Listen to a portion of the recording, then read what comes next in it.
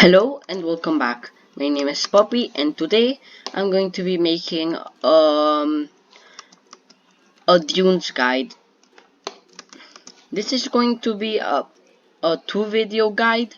Um so do be expecting another one. This one's going to be on just the normal mobs in general. The next one is going to be on the bosses in the dunes. So yeah, I hope you enjoyed. I'm also making a video that is not a guide on the stereo, so that's going to be new. Anyways, I hope you enjoy and let's get on with the video. To start, you want to come to Hunter's checkpoint, which is basically this wood thing. Come through and go up here. Not that many people most people know about the dunes, but I didn't. The only reason why I know is because a friend told me. Anyways, yeah, you want to come up here. They normally this, if you've never gone to the dunes before, this gate will be locked. The only way to get in is talking to this guy, and then having to fight some bandits, some skirmish bandits and some normal bandits. Skirmish, I think that's how you say them, are just bandits, but they're archers. What I really like about the dunes is that you actually need to be like a high level to get to. Obviously, because of that, you can go with a party, which makes it a lot easier, but it's understandable. Anyway, like from already what we see here, you already know what it looks like. It's just a giant bridge to the dunes. Everything will be the same except any furniture and all that like green hunter stuff. They're not going to be there because the hunters haven't taken over yet.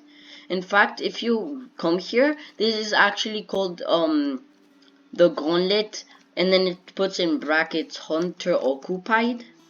So yeah, that's really cool.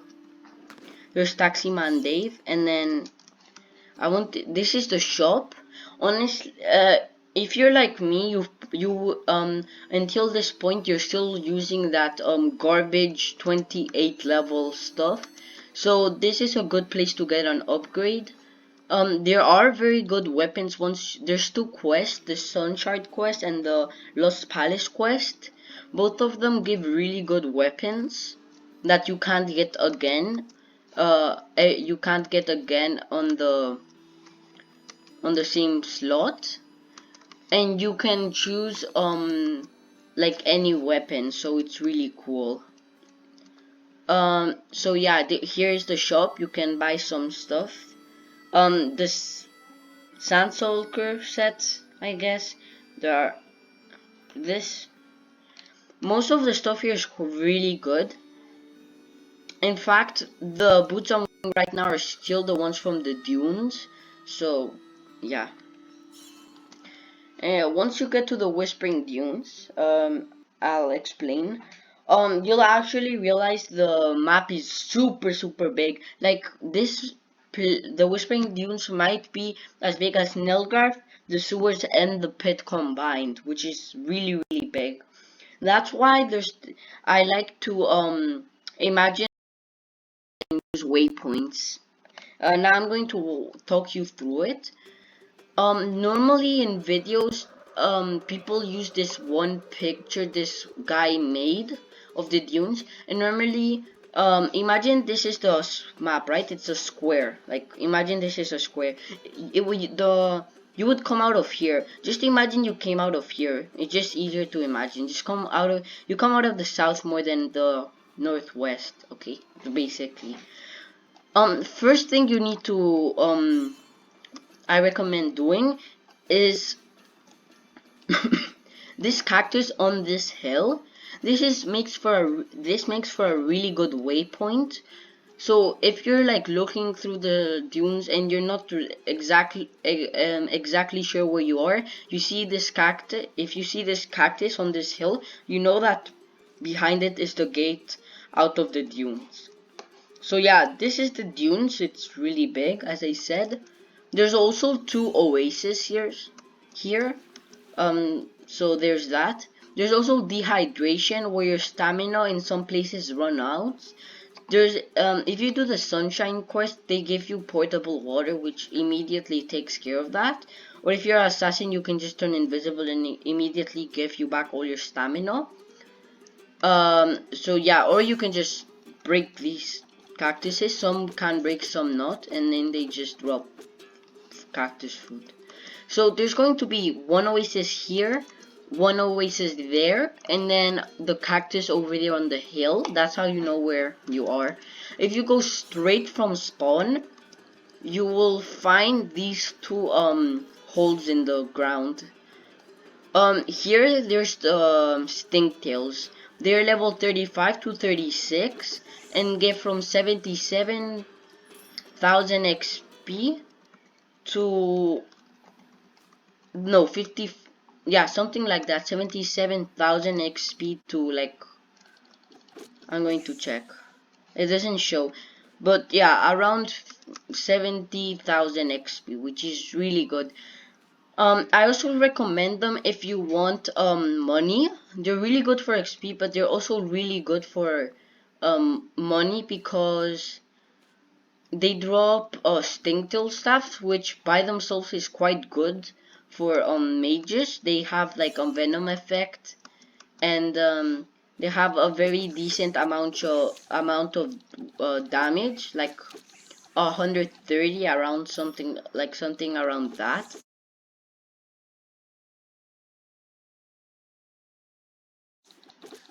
I would show you if I had one.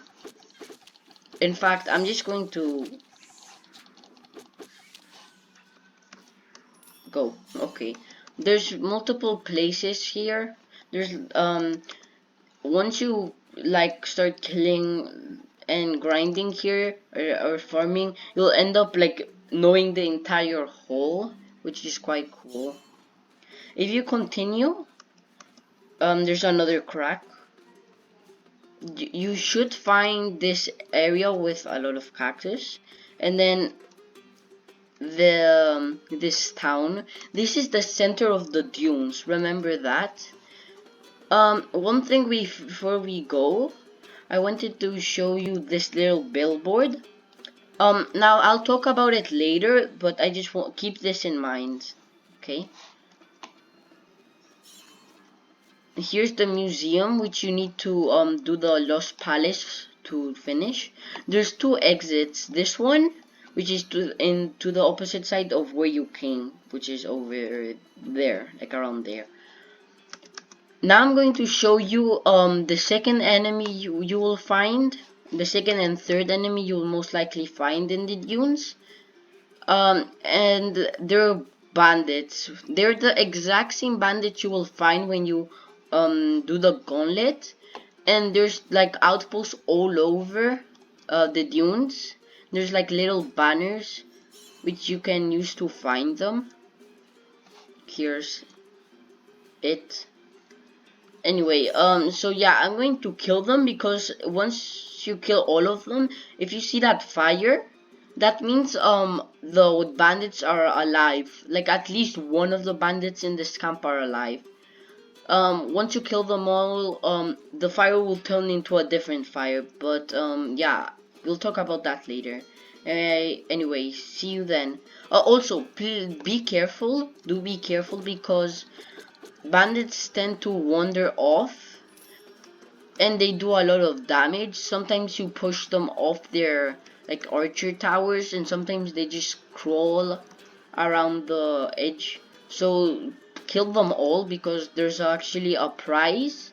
I also mentioned the scoreboard before.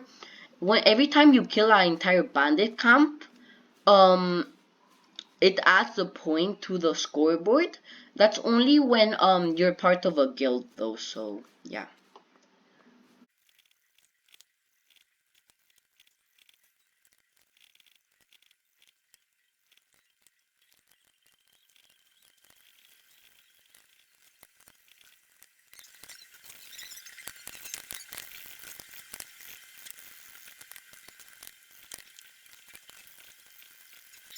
Okay, so I think that's all of them. Anyways, I'm going to so yeah, um they drop good these drop the archers do drop bows, which are really good. They do like 130 damage. They're called sand ravaged bows. Um, they're quite good. Um, while I'm editing, I'll just put their stats on the screen right now.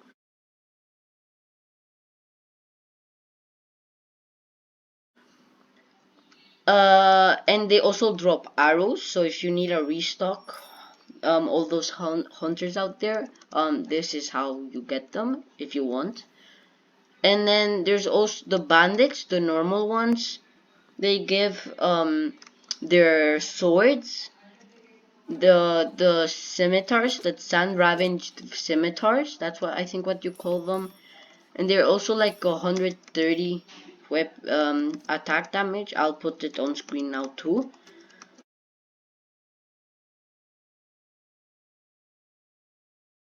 Um, and they're quite good, honestly. Like it's quite good if you're on the dunes and you don't want to go to the pit anymore. Yet to grab good weapons, this is a good place to start. Anyway, I'm checking if there's any more bandits around the corners because they tend to do that a lot sometimes. Okay, there it is.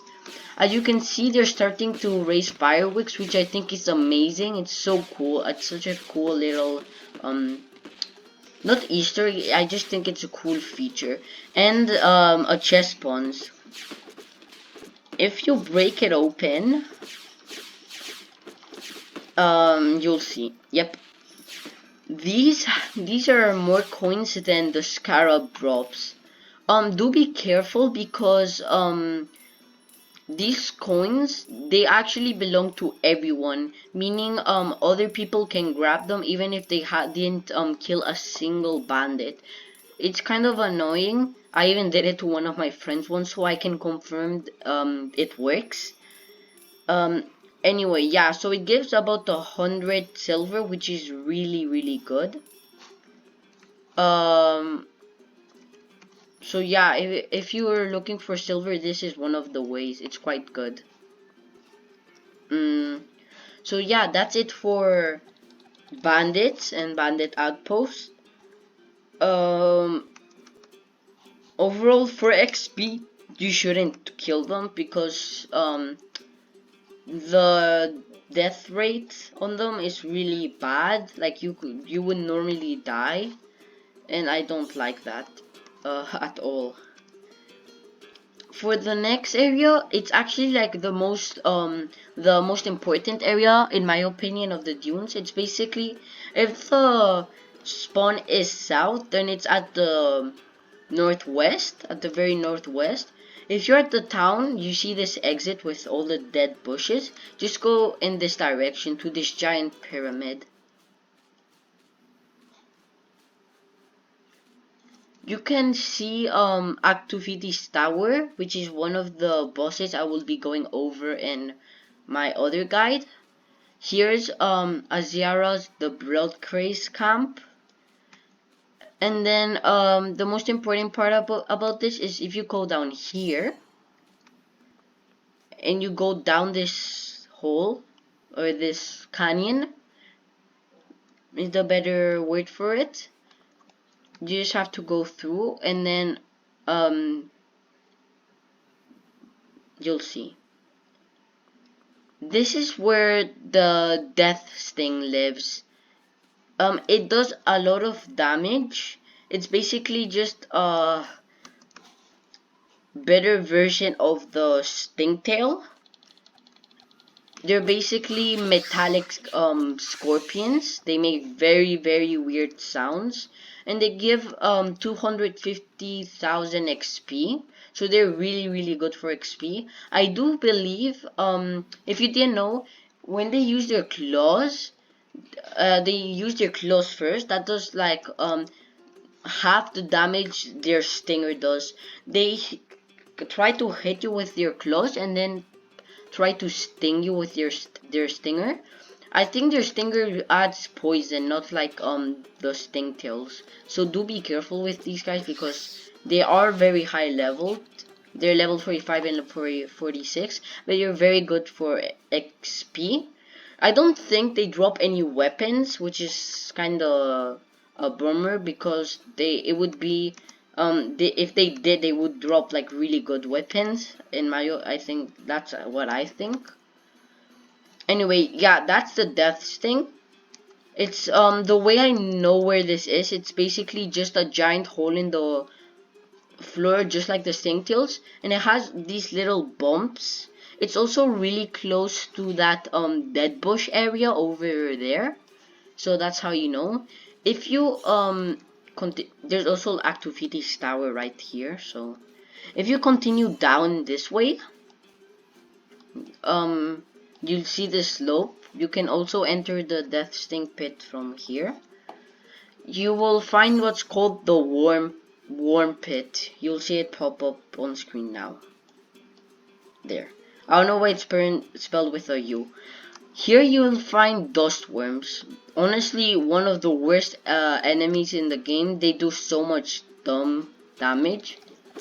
Now, I actually do have a very good tip for you guys. First of all, even if they go under the sand, their hitbox is still above ground. So wait, let me show you.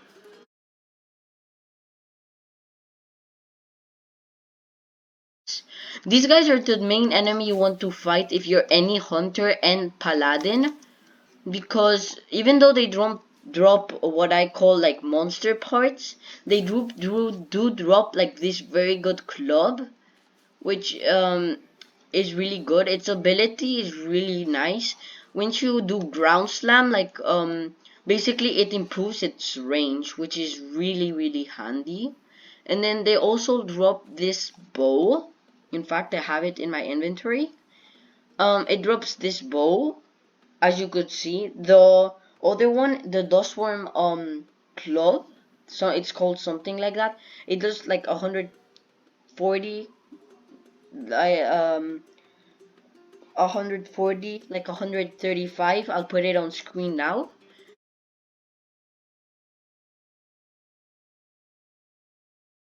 And then this one, which is quite good because the damage first of all, and then it has this ability where critical arrows, where you do a crit, it makes drops acid, which is really good if you have a lot of dexterity, which you do if you're a hunter. They also give a very good amount of the XP, giving 125,000 each. I do recommend grinding here, although you need to be careful, especially if you're at close range. There's also one more tip I wanted to share. Look, I'm just going to demonstrate it and see if you can figure it out. I need some of them to shoot me though. Their bubbles are not like spawning in. Okay, it doesn't work apparently, but what it is that they have what I call friendly fire. If you play any like any I guess gun game, you will know what that means probably. They can basically, they're acidic balls. They can hit each other. What I recommend is using them as body shields, and you'll still get all of the XP. So you can use them as the body shields, and they will start killing each other and giving you all the XP, which is really good, cool, funny, and useful. There's a chest here too. So yeah, that's it. Those are all of the monsters you'll find in the dune, and all the information you need about them. Oh, there's the, okay, now it works. Wait, I want to show you. There, okay. If they shoot me, uh,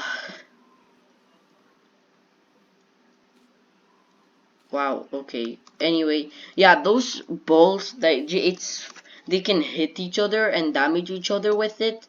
So use it to your advantage. You can also hide behind those like little stones, as long as it doesn't like hit you face first. Like it doesn't straight up hit you in the face, it won't do damage. It doesn't have a very good range. That's what I'm trying to say. Anyway, as I said, this is all the information you likely need about these mobs. Um, uh, Stay tuned for my next video where I explain all the other bosses, because some of them are actually kind of hard to find or to get to. Uh, so yeah, thank you for watching. I hope this helped you, and I'll see you next time.